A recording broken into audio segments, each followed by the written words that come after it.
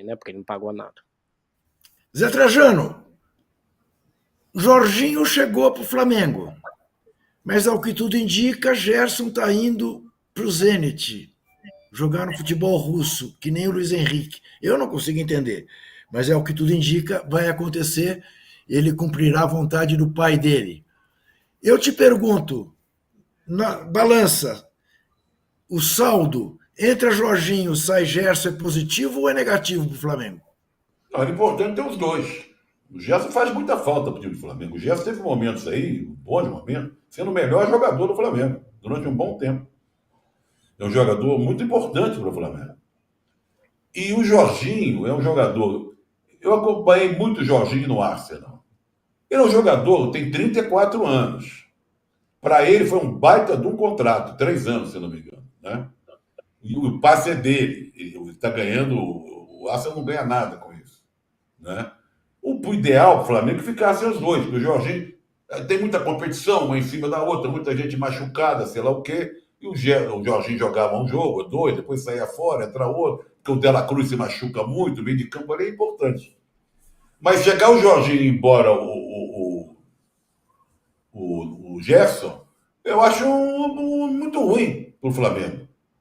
Porque o Gerson é a cara do Flamengo dos últimos tempos. E o pai quer, né? Ele tá fazendo. Sei lá, tem uma legião de pais agora, liderados pelo pai do menino lá, do menino Ney, né? Que controla tudo. Mas vai fazer falta, vai fazer falta. Não adianta chegar o Jorginho e o Gerson ir embora. Quando o Flamengo traz o Jorginho, eu imaginei o seguinte: vai se fortalecer. Vai ter um time mais robusto, um elenco mais robusto. Mas sai o Gerson e entra o Jorginho, fica meio esquisito. O que pensa a nação rubro-negra sobre isso, Rodrigo? A torcida, que eu sei, tá meio brava com o Gerson, né? Porque por todos os meandros da negociação, né? Por ele tá dando, pelo menos, muito claro que ele deu uma forçada de barra nessa negociação, baixou a multa, e aí depois vai negociar. Agora, falando especificamente da troca aí, não dá para saber exatamente em relação ao time, porque eu acho que se o Gerson de fato sair, o Flamengo vai tentar contratar outro jogador, né? E vai ser um time diferente, então a gente não sabe se vai ser um time melhor ou pior. Mas se a gente for tratar só a troca Jorginho e Gerson, na minha opinião, é prejuízo pro Flamengo. O Jorginho é um bom jogador, já foi um dos melhores do mundo e tal, mas é outra posição, o Gerson joga em várias posições, é uma referência do clube, é capitão, tem liderança lá dentro. Hoje, talvez o principal pilar do time. Você vai ter que remontar o time inteiro. Tem gente minimizando muito mais moço, muito, né? Então eu vejo muita gente minimizando muito a perda técnica. Não, o Gerson vai embora, a gente compra outro por 20 anos. Dificilmente vai ter uma reposição nessa qualidade de um jogador que joga em 2, 3 posições de nível de seleção, que tem essa identificação com o clube, que tem essa liderança dentro do grupo, esse nível técnico. Acho muito difícil conseguir uma substituição. O Felipe Luiz vai ter que virar a cabeça dele aí para remontar o time. Acho que se você considerar só os dois, é perda para o time. Eu vou dar uma respirada. Já dei. É para poder entrar a televisão. Mas antes eu vou ler também. O Thiago Bezerra diz que o Brasil vai ganhar por 2-0 com gols de Rafinha e Vini. O grande Moacir Vale faz aqui, manda um comentário desses assim, realmente de raiz. O que une Cristiano Ronaldo, Machado de Assis e Darcy Ribeiro? Machado não foi gênio. Ele se desenvolveu como Cristiano Ronaldo. Era comum até memórias póstumas de Brás Cubas, quando se equiparou a essa de Queiroz e a Dostoiévski. Não é a genialidade, mas a educação que resolve. Aí entra Darcy Ribeiro. Muito legal, Moacir, obrigado. E o Paulo Rafael Seifer, esse Zé te coloca diante de um desafio que eu não quero responder. Embora seja para nós três a pergunta, vou deixar para você responder.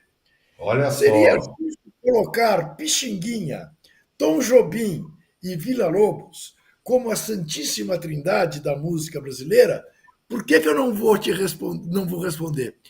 Porque eu faço uma segunda Santíssima Trindade. Chico, Caetano e Edu Lobo. E você ainda pode acrescentar o Gil. Eu não sei. Bom, resolva aí, Zé. Resolva. Não, é fácil de falar. São várias Santíssimas Trindades, depende do ponto de vista que você está pegando. Pixinguinha e Villa-Lobos e Tom Jobim são músicos. Grande. Villa-Lobos, nosso maior músico clássico. Pixinguinha era um músico também clássico, apesar de tocar muita música popular brasileira, um grande saxofonista. E o Tom Jobim também. O Tom Jobim aprendeu muito com o Debussy. As músicas dele tinham muito um teu. É música popular, mas tinha um fundo clássico. Ele estudou muito, né? Então, eles são de uma qualidade de compositores clássicos, quase. Nós temos que venerar. Quando você coloca Edu, Chico, Caetano, Gil, são grandes compositores, mas também tem uma faceta mais popular, de cantores, de intérpretes, de um tipo de música mais acessível. Por exemplo, Villa-Lobos você pega a obra do Villa-Lobos, aliás, torcedor do América, viu?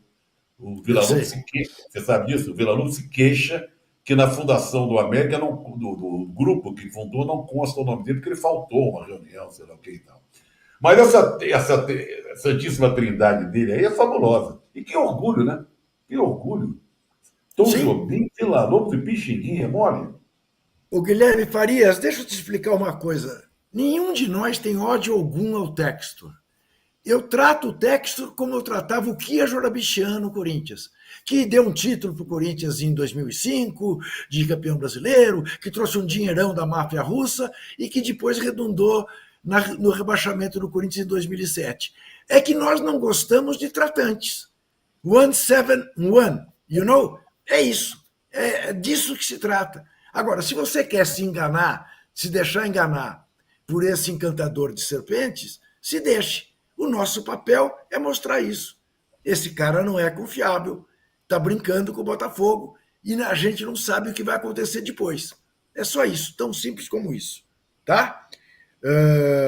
E o Felipe, te agradeço. Eu dei uma entrevista para o Reinaldo Azevedo, foi ao ar hoje, meio-dia, e o Felipe está aqui dizendo que foi muito boa. Muito obrigado, Felipe. Bom, já estávamos falando, mas vamos falar mais de cultura. Cadê a vinheta da cultura, JP?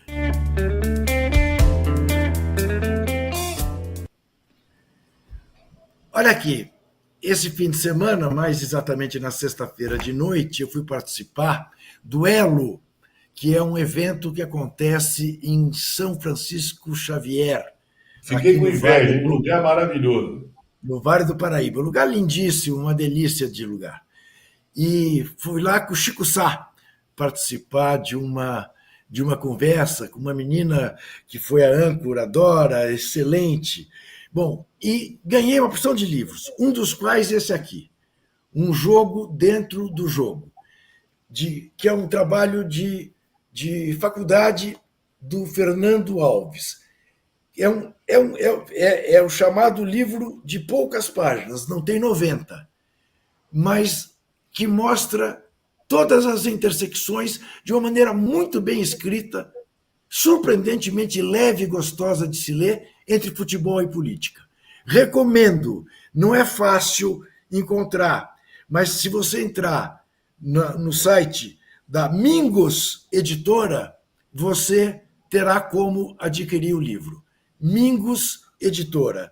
É muito legal o livro do Fernando Alves. Temos aí um novo talento surgindo para escrever sobre futebol. Alguma dica, Zé Trajano? Esse Mingos é com U, igual o Charles Mingus, grande contrabaixista do jazz americano? Não, Mingos. Mingos, com O. Isso. Tá. Eu não recomendo. Eu tenho uma dica que eu vou renovar essa dica na semana que vem, porque eu não tenho todos os dados. Para falar da Bienal do Livro do Pacaembu, que começa no fim de semana. Isso, né? Paulo Werneck. É muito legal, em torno da praça, na sala, no auditório Armando Nogueira, ali no Museu do Futebol também. são realizadas palestras, discussões, tem música, tem as editoras e as livrarias colocam estandes em redor da praça. Eu vou estar lá na outra sexta-feira, eu falo de novo, mas vale a pena. No último ano, mesmo com frio e tal, 300 mil pessoas foram lá. É um belo programa, encontra-se muita gente conhecida, é legal, autógrafo de todo mundo que você imaginar. É muito legal mesmo, aqui pertinho da minha casa. Organizada a curadoria de Paulo Werneck, filho do grandíssimo Humberto Werneck, com quem eu tive a grande alegria de ter trabalhado durante um bom tempo. Além do Werneck, lançou um livro também muito interessante agora sobre crônica, né? Ele é um mestre. Isso. Né? Esse é o mestre, esse é o mestre. E está preparando uma biografia de Carlos Drummond de Andrade, né? Sai de baixo. Muito bem. Marrinha tem alguma dica cultural a nos dar? Tenho, Juca. Até eu já acabei de assistir, mas eu recomendo para quem quiser assistir a série Andor, que é uma série da Guerra nas Estrelas e tal, mas não tem muito a ver com o que é o Guerra nas Estrelas comum. É uma série sobre revolução. Como se constrói uma revolução. Ela se situa ali no meio entre um dos filmes, mas não tem nem Jedi, não tem nada, só tem humanos e outros, obviamente, extraterrestres, mas não tem ninguém super poderoso, e é o grande império e os caras tentando construir a revolução de alguma forma para tentar combater, e todas as discussões que tem em torno disso, discussões inclusive éticas e tal, muito boa a série, muito boa mesmo. Eu tenho outra dica, Juca, de série. Na Disney Plus. Já ia esquecendo, né? Passa uma na série de 3 episódios, 1961, que fala exatamente da tentativa de golpe dos militares, evitado por Leonel Brizola na Resistência no Rio Grande do Sul. Mostra cenas incríveis do Jango na China, o Jango chegando ao Brasil, a resistência no Rio Grande do Sul, e o Brasil polvorosa, né? Com os militares não querendo dar posse para o Jango, o Tancredo Neves se metendo no meio para entrar o parlamentarismo, acabou conseguindo ser o primeiro-ministro. É muito legal. 1961, está na... Agora o Barrinha falou, que é Globoplay, eu acho. Globoplay. Quem é o diretor, você sabe, Zé? É o Almir... Como é que é o Almir Labastri? Almir Labastri, sim, que é o grande, que é o curador do festival É Tudo Verdade. Exatamente. Esse é outro, que é uma figura extraordinária da cultura brasileira, Almir Labastri. Muito bem, vamos botar o olho nos